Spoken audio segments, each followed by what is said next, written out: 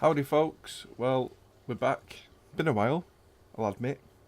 Anyway, so we're going to take a look at today at BioWare's new game, Anthem. Now this, oh my god, where do we start with this demo? We're going to cut right to the chase folks on this. And bear in mind, this is a demo, not a beta or an alpha gameplay opportunity. This was released this weekend of the 25th of January as a demo. Now a demo normally is a slice of what you can expect from the finished game. Oh, BioWare, BioWare. What did you do? The demo, I think, let's just be honest about this, it was a disaster. The demo was a complete and utter failure. And we're going to go into the reasons why. It is now 7 o'clock on the 27th. I've tried for 2 days to get footage of a demo. I downloaded the Xbox version and I downloaded the PC version. The Xbox version, not only could, I mean, let's start from scratch. On Friday, you couldn't even get into a server. You couldn't even get the game to load because it's server based. So that, I mean, disaster right from the off. Twitter went mental. Okay, let's go forward a few hours when they tweeted that the PC and the PS version was now fixed. So I downloaded the PC version. Oh, and lo and behold, I could actually get into a server. I could actually get into the bit where you logged into the safe area, let's call it, the base area, where you can go around chatting to people, that kind of thing. Okay, then you've got the problem though, however, and they didn't say this on the tweet, that when you were trying to load it into what they call an expedition, i.e. go into the live game, oh no, there's a loading screen bug. The infinite load screen bug. Oh lord. Well, the PC version turned out to be worse than the Xbox version, so I went back to the Xbox version. And there was a little workaround on the Xbox version that once you got to the loading screen bug, you could exit the game, reload the game, go through all that rigmarole again, and it would allow you to rejoin the expedition that you never got into in the first place. But that generally got you in. I'm not making this up, guys. This is a demo on a highly anticipated game. Like the internet needs any more reason to slag off EA. Oh god. So, demo it was not. If they just build it as a beta, then at least everyone could have the argument, well, it's beta, it's not finished gameplay footage. I will say, on the demo, it does come up saying that this is not representative of the final game.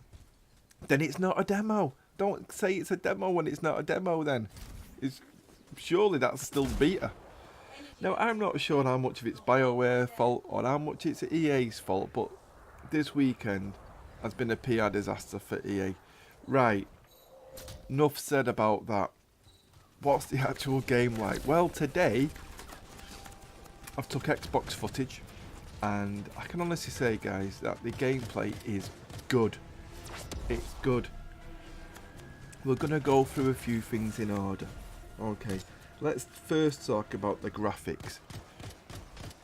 I did manage to play a little bit of PC also, when, honestly, through the frustration. The PC and the Xbox version, the PC does work better once it's, in terms of graphically and the way the game plays, it's smoother. The frames per second are a bit better on the PC than they are on the Xbox One X. Having said that, the Xbox One X version plays very well, and there isn't a great deal amount of difference between the Xbox One X version and the PC version on high settings. But there is a few FPS. It's a bit smoother on the frames per second. So as you can see here, I'm going to show you the frames per second. This is on the Xbox version. I'm just going to do a simple 180. And I think you can see how unsmooth it is. It's not a smooth. I did the same test, which I didn't get footage of. on the PC version, and it is a bit smoother. On the PC version though, I was able to turn things down like blur and depth of field, turn all that stuff off, and I always turn that stuff off on PC games anyway. So it is a bit better on PC. Not enough to justify the 3 times the price of a PC compared to an Xbox One X, but anyway, so for Xbox One X, guys, you know, rest assured it's looking pretty good. As you can see here, I mean, I think it looks great. So graphically, yeah, thumbs up.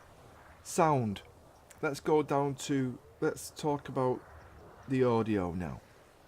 The audio in battles and in the game, yeah, they're pretty good. But this is a BioWare game, guys. This is a game about narrative, it's about storyline, okay?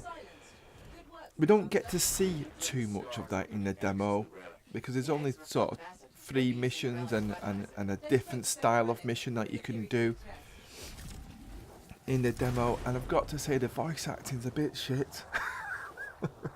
I'm sorry. I mean, they're using British accents, which I love, but the British accents and the way that they're scripted doesn't match the game. The ambience of the game and the art direction doesn't match the modern parlance of the British people. And some of the characters are just they're a bit cringy as well. So I hope we can get past that. I really do. I don't know, I mean, you tell me your thoughts, guys, once you've played it, but it's a little bit jarring, the communication, the storyline, the narrative, the acting, and, you know, against the backdrop of the storyline, it just doesn't seem to gel in any way, shape or form for me. So that's the audio side of it. Playing the actual battles and the, you know, the explosions, I mean, that all does sound pretty good, and it does make you feel pretty badass. It helps the audio in that respect. Gameplay wise, let's talk about gameplay for a moment. Gameplay's excellent. It's really, really good. Now, when I played it on the PC version, I actually used a 360 controller. And the reason why I used a 360 controller, because I really enjoyed using the Xbox One controller on my Xbox. The controller really, really suits this game. Like, it's so intuitive to use your controller on this game. You know, and because it's PvE, it's fine. Do you know what I mean? I'm not relying on that, pinpoint accuracy that you get with a mouse. I was quite happy to play this with the controller, using the your special abilities on RB, LB, RB and LB combined, and up on the D-pad for your ult. Really, really works. Can't fault the controls for this game. So the gameplay is really nice. Going into the gameplay a little bit though, it's not exactly signposted. I mean, you do get icons on the screen telling you which way to go, and if you stray too far, you might get another icon which says, you know, you want to be looking in this area. That's quite nice. But some of the puzzles, it leaves it to your own. There's not many hints, really. There's one particular puzzle where it says you've got to, basically you have to unlock this manifold, and you know, there's 3 kind of big sort of gates with a symbol in, and you've got to work out which symbol should be in each of the 3 gates, but it doesn't really give you any hints as to how to work that out, and I really like that. So as much as sometimes the game signposts in where to go, it doesn't actually tell you what to do. I quite like that. That was a good thing. That's a good thing. So I'm quite happy that there's puzzles in this game, forcing your players to kind of work together. Now, when you play with randoms, that can be a bit of a problem, because you don't have in-game communication. So once I'd worked out how to do these 3 symbols, it was very difficult to communicate that to the rest of my players, who, as I was, because I'd worked it out and I was flying from one symbol to the next, they were going to the ones that I'd set up and turning them because they didn't know what they were doing. Oh, anyway. it made for a bit of a story, but yeah, playing this with friends, gameplay wise, guys, this game is better with friends. Later on that day, I was able to join up with a friend of mine, and just the two of us were succeeding far better than four of us with randoms. Through basically good communication and just working together a bit easier. So this game, guys, you do need to be playing this with friends. It's quite a solitary experience when you're playing on your own. This is more so when you're playing free play. So think Destiny, when you're just going down to the planet, if you like, and having a roam around. When you're playing that bit on your own, it is boring on your own. It really is. The demo was anyway. When you're actually doing an expedition or a mission, those are okay even with randoms. You know, you're still gonna have fun. But the questions is how much of that gameplay is there gonna be? How much PvE content is there gonna be rolling out all the time? Is it gonna be like Destiny where you burn through it in sort of 10 to 15 hours and then you're wondering what else to do? Or for Division for that matter as well. If you remember those days, you had to wait for the expansions to come out to give you some more stuff to play with. Because on your own on the free play, it's a little bit boring. So I will say I've really enjoyed the bits that I've been playing. And basically it's like Iron Man this. I mean, basically 4 players. You've got a different Iron Man suit, and the good thing about these Iron Man suits, which are called javelins in the game, they all have their own special abilities, and you can customize those abilities even more in the customization menu. The customization, by the way, is pretty good. You know, there's lots of loot dropping. You got your typical sort of guns: assault rifle, sniper rifle, tactical rifle, heavy pistol, machine pistol, shotgun. They're pretty much. Oh, an LMG. There's a couple of light machine guns too. So you got your main hitters, but you've also got some pretty tasty melee, hovering, flying, combos that you can throw together as well. So your LB and RB, like I say, you've got some special abilities that you can put on those. Well, some of them are status effects and some of them are finishing effects. So if you hit the enemies with a status effect first, like electrifying them, for example, or setting them on fire, then you can use a finishing move on them and you get a big bulk of much more damage. So there's quite lots of levels of possible complexity that might come out. You know, it's not just going to be a straightforward shooter. Working together with your 4 different frames, if you think Warframe, because it is very much like Warframe in certain respects, this game, then I can imagine with 3 other players, this game could be a lot of fun, without a shadow of a doubt, actually. And I think that's the bit that excites me most of this game, is what can 4 players achieve against the puzzles and the enemies. And also if they bring in the dungeons and or the trials or whatever you want to call them, it could have something, this game, guys, that Destiny has failed to deliver. It will depend, of course, just how well BioWare do the storyline, because I think we'd all agree, would we or would we not, that that's where Destiny failed. Destiny just did not engage with the storyline, the narrative. And I'm hoping BioWare do. Some of the little bits of snippets of storyline that you get shown in the demo does actually look pretty cool. So we'll see about that one.